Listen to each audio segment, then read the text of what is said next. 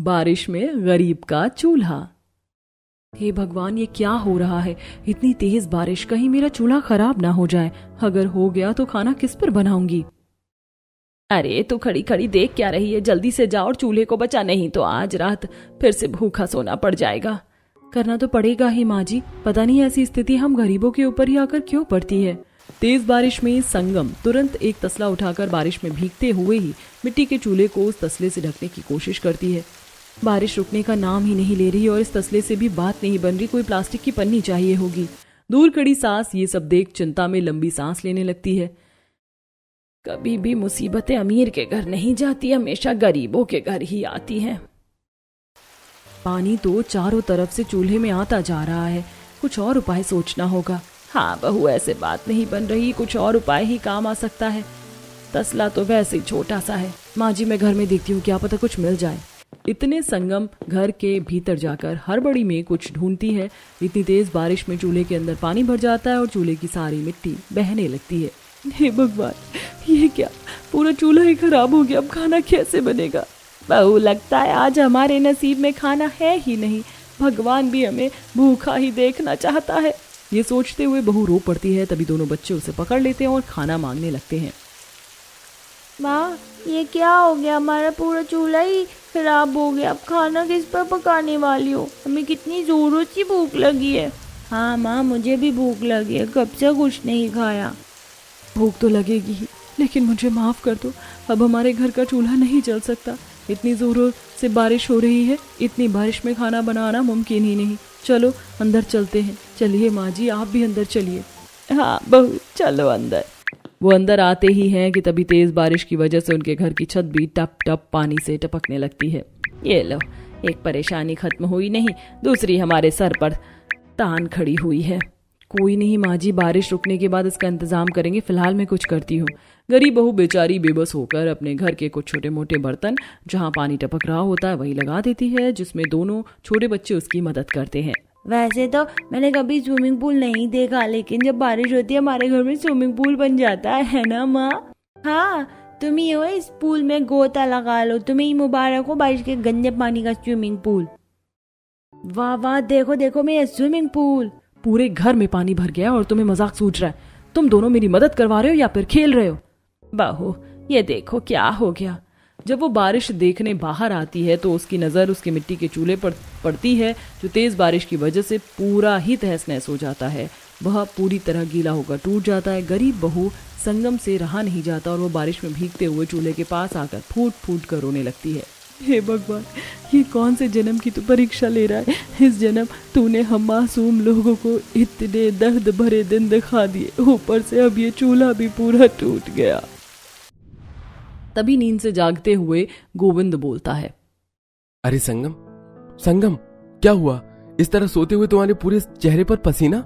उठो भाई, नींद से जागो।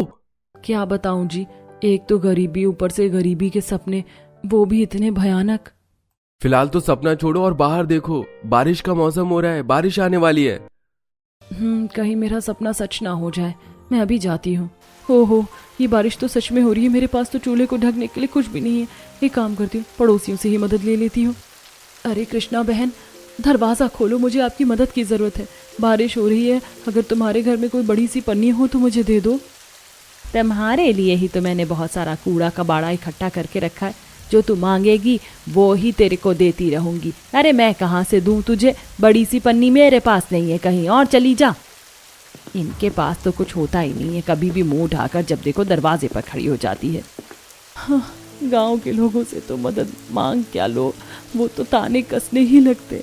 अरे हाँ, कोई मेरी मदद करे या ना करे, शीतल मेरी मदद जरूर करेगी। ऐसा सोच संगम शीतल के घर का दरवाज़ा खटखटाती है। शीतल बहन, तू ही मुझे कोई पन्नी दे दे। देख बहन, मना मत करिए, मेरा चूल्हा टूट गया है तो खाना बनाने में बहुत परेशानी हो जाएगी। मैं तेरी बहन जैसी हूँ, तू भी मेरी बहन जैसी, मेरी मदद कर। तुम्हारा पति कमाता है, फिर भी तुमसे एक अपने चूल्हे पर ढकने के लिए पन्नी नहीं खरीदी जाती? जब देखो मुंह ढाकर आ जाती हो, पन्नी दे दो, पन्नी दे दो, पन्नी दे दो। नहीं है मेरे पास कोई भी पन्नी। उसी के मुंह पर दरवाज़ा बंद करके वो अंदर चली जाती है। इस बात का संगम को बहुत बुरा लगता है। वो बहुत उदास हो जाती है और रोते हुए अपने घर की तरफ चलने लगती है। तभी जोर आंधी तूफान में कुछ उड़कर उसके पैरों के पास आ जाता है। अरे ये क्या, ये तो पन्नी है। इसी से चूल्हा ढक देती हूँ, लगता है भगवान ने मेरी सुन ली। बारिश रुक जाए तो खाना बनाऊं, पता नहीं और कितनी देर में बारिश रुकेगी। कुछ देर बाद बारिश थम जाती है और संगम अपने चूल्हे पर से पन्नी हटाकर लकड़ियां उठाकर खाना बनाने की तैयारी करती है। हे भगवान, ये मैंने क्या कर दिया? चूल्हा तो ढक दिया लेकिन लकड़ियां गीली होने से बचाई ही नहीं। अब इन गीली लकड़ियों से खाना कैसे बनाऊंगी? बहू, अब खाने का कुछ हो सकता है क्या? बच्चे भी भूखे हैं, मैं भी भूखी हूँ और गोविंद भी भूखा है। बस थोड़ी देर रुकिए माँ जी, अभी खाना तैयार करके लाती हूँ। संगम गीली लकड़ी को जलाने की कोशिश करती है लेकिन कहाँ गीली लकड़ियां जलने वाली थी, वो तो बारिश में पहले ही गीली हो चुकी थी। संगम फूंक मारती रहती है लेकिन लकड़ी जलने का नाम ही नहीं लेती। धुएं धुएं से उसकी आंखें भी लाल हो जाती और खांसी से उसका गला भी दर्द करने लगता है। बस किसी तरह मैं आज का खाना बना लूं, मेरा पूरा परिवार भूखा है।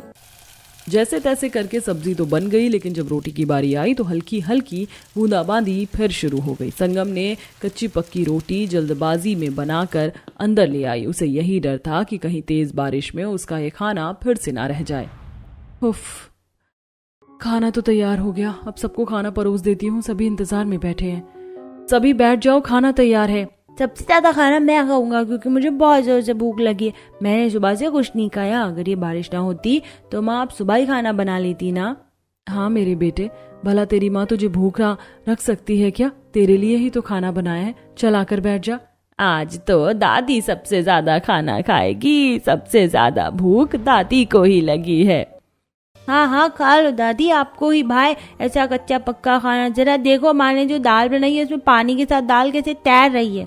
और जरा इन रोटी को तो देखो, किसी रोटी पर मिट्टी लग रही है, किसी रोटी पर चूल्हे की राख लगी है। अरे तुम्हें पता है, जब मैं छोटा सा था तब तुम्हारी दादी भी मुझे ऐसे ही खाना बना कर खिलाती थी और मैं तो बहुत शौक से खाया करता था। तुम भी ऐसे ही खाओ, ये खाना बहुत स्वादिष्ट है। चलो सब खा लो। गोविंद की बात सुनकर दोनों बच्चे खाना खाना शुरू कर देते हैं लेकिन संगम की आंखों में कहीं ना कहीं नमी थी।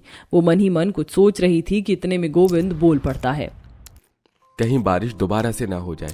जब जब बारिश होती है तो मजदूरी करने में बहुत परेशानी हो जाती है। चारों तरफ कीचड़ हो जाता है और फिर फावड़ा भी हाथ से फिसल जाता है। कई बार तो पैर पर ही लग जाता है। भगवान, ये बारिश दोबारा ना हो तो ही अच्छा है, वरना हम गरीबों की तो हालत खराब ही हो जाती है। क्या कर सकते हैं जी, हमारी तो स्थिति ही ऐसी है कि हमें हर मुसीबत का सामना करना ही पड़ेगा, फिर चाहे बारिश हो या ना हो। हाँ, तुम बिल्कुल सही कह रही हो। अब मुझे चलना चाहिए। गोविंद वहां से चला जाता है लेकिन उसके जाते ही दोनों बच्चे अपनी माँ से कहते हैं, माँ हर बार की तरह इस बार भी कच्चा पक्का ही खाना खिला रही हो। हमारे घर के चूल्हे में अच्छा पका हुआ खाना क्यों नहीं बनता? हाँ माँ, बड़ोस में मेरा दोस्त है शुभम, उसकी माँ उसे बढ़िया बढ़िया पकवान खिलाती है। हम कब बढ़िया बढ़िया पकवान खाएंगे माँ? अभी हमारी स्थिति ही ऐसी है कि हम कुछ नहीं कर सकते, लेकिन तुम लोग चिंता मत करो, एक दिन ऐसा दिन भी आएगा जब हमारे घर के चूल्हे में बढ़िया बढ़िया पकवान बनेंगे, तब हमारा चूल्हा खराब भी नहीं होगा। अपनी माँ से ली हुई सहानुभूति लेकर बच्चे चुपचाप खाना खा लेते हैं और उस रात वो सभी आराम से सो जाते हैं। रात की मजदूरी करने गोविंद भी पहुंच जाता है और मजदूरी करते हुए फावड़ा चला रहा होता है। तभी अचानक से बारिश शुरू हो जाती है। जिस बात का डर था वही हो रहा है। आखिरकार बारिश शुरू हो ही गई। अब सावन का महीना है तो इसे तो बरसना ही था। गोविंद काम करता रहता है। उधर संगम अपनी सास और बच्चों के साथ सो जाती है। गरीब बहू इतनी ज्यादा थकी थी कि तेज बारिश की भी आवाज उसे नहीं उठा पाई और रात भर बारिश में भीगने की वजह से सुबह तक पूरा चूल्हा तहस नहस हो जाता है। चूल्हे की सारी मिट्टी बारिश में बह गई थी और ईंटें इधर उधर गिर गई थी। अरे ये क्या, चारों तरफ पानी, इसका मतलब रात को बारिश हुई थी। कहीं मेरा चूल्हा खराब ना हो गया हो। हे भगवान, चूल्हा तो पूरा टूट गया। अब मैं खाना किस पर बनाऊंगी? मेरे बच्चे तो भूखे ही रह जाएंगे, मेरी सास भी और मेरा पति भी, पूरा परिवार ही भूखा रह जाएगा। ये क्या अनर्थ हो गया? सी पे पता हम जैसे गरीबों पर ही क्यों आन बढ़ती है। बहू, अब तो ये चूल्हा दोबारा ही बनेगा, तभी इस पर रोटी बनेगी। जी माँ जी, बस अब और कोई चारा भी नहीं है। मुझे पहले नदी से मिट्टी लेकर आनी पड़ेगी।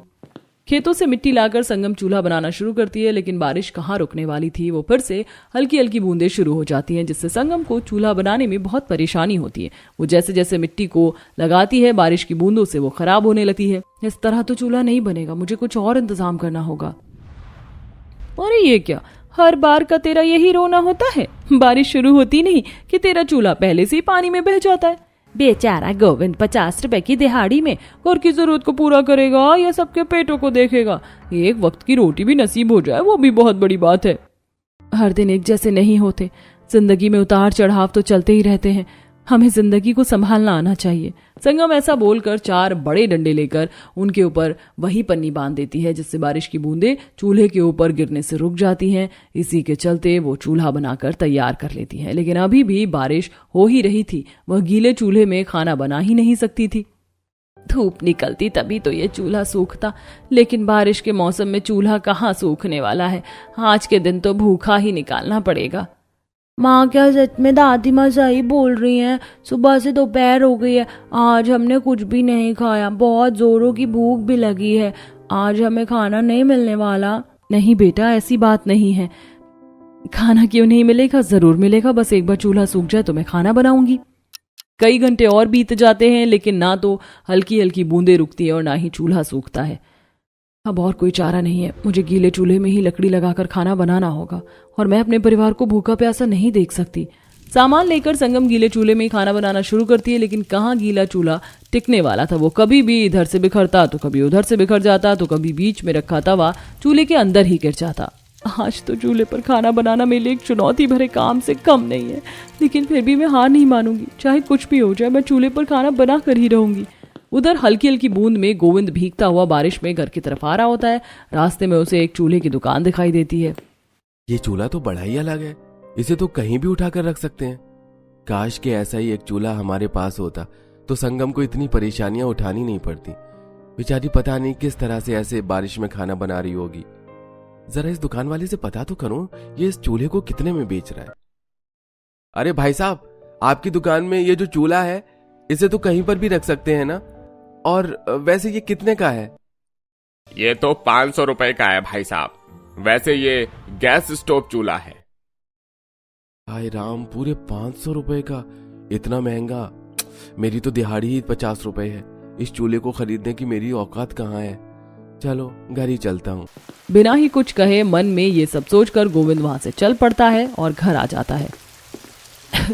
अजय, आप आ गए? हाँ तो गया, लेकिन तुम्हारी ये हालात कैसे?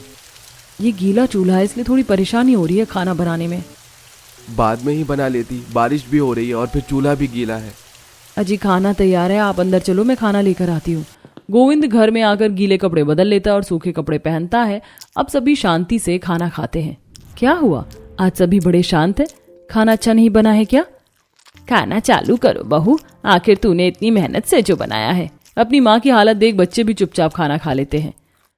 चलो अब सो जाते, रात भी हो रही है। रात को सभी जब खाना खाकर सो जाते तो बहुत तेज बारिश के साथ आंधी तूफान आ जाता है। बारिश में घर की छत से बहुत पानी टपकने लगता है। अचानक ही पूरी छत टूट गई। जहां तो उनके पास एक चूल्हा नहीं था, अब उनके सर पर छत भी नहीं थी और वो एक रात में ही बेघर हो गए। हे भगवान, हमारे पास चूल्हे की परेशानी कम थी, जो तूने अब हमें इतनी रात में बेघर भी कर दिया। हमारे साथ इन नन्हे मुन्ने बच्चों को भी ऐसे दिन देखने पड़ रहे हैं। बारिश में ये किस तरह भीग रहे हैं, कहीं इनकी तबीयत खराब ना हो जाए। माँ, मैं गांव वालों से मदद मांगती हूँ, कोई तो हमारी मदद जरूर करेगा। बस आज रात की बात है, कल तो हम अपना कोई ठिकाना ढूंढ लेंगे। बहू, तुम बिल्कुल सही कह रही हो, मैं तुम्हारी मदद करूंगी। कुछ घर में तुम आवाज लगाओ, कुछ को मैं लगाती हूँ। संगम और पार्वती दोनों सास बहू गाँव के कई दरवाजे खटखटाते हैं।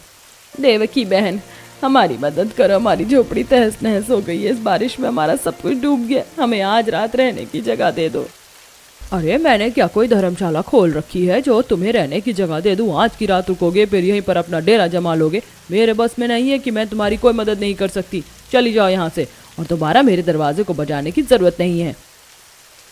कैसे लोग हैं जो हम जैसे गरीबों की मदद तक नहीं कर सकते। माँ जी, यहाँ कोई हमारी मदद नहीं करेगा। वहाँ देखो वो पेड़ है, उस पेड़ के नीचे ही आज की रात गुजार लेते हैं। मैं आज काम पर नहीं जाऊंगा, मैं पहले हमारे रहने का कुछ इंतजाम करता हूँ। लकड़ी और घास फूस की चादर बनाकर एक झोपड़ी तैयार करता हूँ। ठीक है जी, मैं चूल्हा तैयार करती हूँ। खाना भी तो बनाना होगा, दोनों बच्चे कल से ही भूखे हैं और माँ जी भी। बाऊ, हम तो किसी तरह गुजारा कर लेंगे, लेकिन बच्चों की हालत मुझे ठीक नहीं लग रही है, तो इनके खाने का कुछ इंतजाम कर। इधर गोविंद झोपड़ी बनाना शुरू करता है। तो उधर संगम फिर से मिट्टी और ईंट लाकर चूल्हा बनाने की कोशिश करती है। उधर भूख से निधि बेहोश हो जाती है। अरे ये क्या, मेरी बच्ची देखो ना कैसे बेहोश हो गई, भूख से ये बेहोश हो गई है। कोई मदद करो। माँ जी मैं पानी डालती हूँ, क्या पता इसको होश आ जाए। हे भगवान, कैसे माँ बाप हैं, अपने बच्चों को खाना भी नहीं खिला सकते, छत तो कहाँ से देंगे। ऐसे लोगों को भगवान पता नहीं क्यों बच्चे देता, इन्हें तो बच्चे ही नहीं होने थे। बेचारे बच्चों को 2 वक्त की रोटी भी नहीं खिला सकते। अरे इनके पास तो इतने पैसे भी नहीं होंगे कि अपनी लड़की को अस्पताल में ले जाएं, कहीं मर ही ना जाए ये बच्ची। भगवान के लिए चुप हो जाओ, ऐसी उल्टी सीधी बातें मत करो। कुछ नहीं होगा मेरी बेटी को, मैं अभी चूल्हा बनाकर उसे खाना बनाकर खिलाऊंगी और वो ठीक हो जाएगी। बेचारी गरीब बहू रोते हुए अपनी मिट्टी का चूल्हा भी बना नहीं पाती। आखिर में वो गुस्से में रोते हुए ईंट और मिट्टी को फेंक देती है, जिसकी कीचड़ उछलकर गांव के मुखिया के कपड़ों पर जाकर पड़ती है। हे भगवान, क्या हमारे गांव के गरीबों की इतनी बुरी दुर्दशा है। मैं इस गांव का मुखिया हूँ और मैं ये सब नहीं देख सकता। मुझे इस समस्या के लिए कुछ तो करना होगा। गांव का मुखिया अपने गांव के अमीर लोगों के साथ पंचायत रखता है। मुखिया जी, हमारे पास क्या फ्री फंड के पैसे आ रहे हैं जो हम इन गरीबों के ऊपर लौटा देंगे। समाज सेवा करने का शौक आपको ही होगा मुखिया जी, हमें तो नहीं है, और ना हमने ये शौक पाला। हमें कौन सा इन गरीबों की मदद करके कुछ मिलने वाला है। भले ही हमें कुछ नहीं मिलने वाला हो, लेकिन आज हमारे पास इतना पैसा है कि हम किसी की मदद कर सकते हैं। इस बारिश के चलते न जाने कितने गरीबों के घर में चूल्हे नहीं जले, और तो और बारिश के चलते चूल्हे ही टूट चुके हैं। गरीब भी तो इंसान है, हमें उनकी मदद करनी चाहिए। अगर हमारी थोड़ी मदद करने से उनके घर का चूल्हा जल जाएगा तो इससे अच्छी बात और क्या हो सकती है। वैसे देखा जाए तो मुखिया जी की बात बिल्कुल सही है। अगर हमारे पास इतना सारा पैसा है और हम उन पैसों में से थोड़ा पैसा गरीबों की मदद करने में लगाएं तो हमें पुण्य ही मिलेगा। मुखिया जी, हम आपकी बात से सहमत हैं। हम आपकी मदद करने के लिए तैयार हैं। मेरी तरफ से ये पूरे 20,000 रुपए का योगदान होगा। शाबाश, ऐसे ही और जो भी कोई मदद करना चाहता है वो मेरे पास पैसे जमा करवा दे। मुखिया सबसे पहले गैस स्टोव चूल्हा संगम के घर वालों के साथ मिलकर देने जाता है, और इसी के साथ साथ वो उन्हें एक पक्की ईंट से बने मकान में रहने की जगह भी देता है। देखा माँ जी, आज तो हमारी परेशानी समाप्त हो ही गई। हमें एक ईंटों से बना मकान भी मिल गया, और आज हमारे पास गैस स्टोव चूल्हा है जिसे हम कहीं पर भी उठाकर रख सकते हैं और इस पर खाना बना सकते हैं, और ये बारिश में भी खराब नहीं होगा। हाँ बहू, तुमने सही कहा। अब हमें खाना बनाने में परेशानी भी नहीं होगी। माँ, अब तो हमें हमारे चूल्हे पर बढ़िया बढ़िया पकवान बनाएंगे ना। हाँ मेरी प्यारी बेटी, अब तो सारे पकवान मेरे बच्चों की पसंद के ही बनेंगे, वो भी बढ़िया बढ़िया। इस तरह पूरा परिवार मिलकर मुखिया के घर जाता है और उन्हें शुक्रिया अदा करता है। मुखिया जी, आपने हमारी इतनी मदद की, आपका बहुत बहुत धन्यवाद। आज अगर आप ना होते तो हम इन परेशानियों से बाहर ही ना आ पाते। मैं मजदूरी करने वाला आदमी अपने परिवार को सारी खुशियां नहीं दे पाया, लेकिन आपने हमारी मदद की। आज मेरा पूरा परिवार भूखा नहीं सोता, सिर्फ आपके कारण। आपका बहुत बहुत धन्यवाद। मुखिया जी, मेरे पास तो कहने के लिए शब्द ही नहीं है। आपने मेरी बहू और मेरे बेटे की मदद की। आप एक बहुत महान आदमी हो। अरे माताजी, हाथ मत जोड़िए, मैं तो इस गांव का मुखिया हूँ। गांव वालों की मदद करना ही तो मेरा असली फर्ज है। अगर मैं गांव वालों की परेशानियों को नहीं समझूंगा तो फिर काहे का मैं मुखिया। इसी के साथ गांव के और भी घरों में मुखिया गैस स्टोव चूल्हा देता और गरीबों की मदद करता है।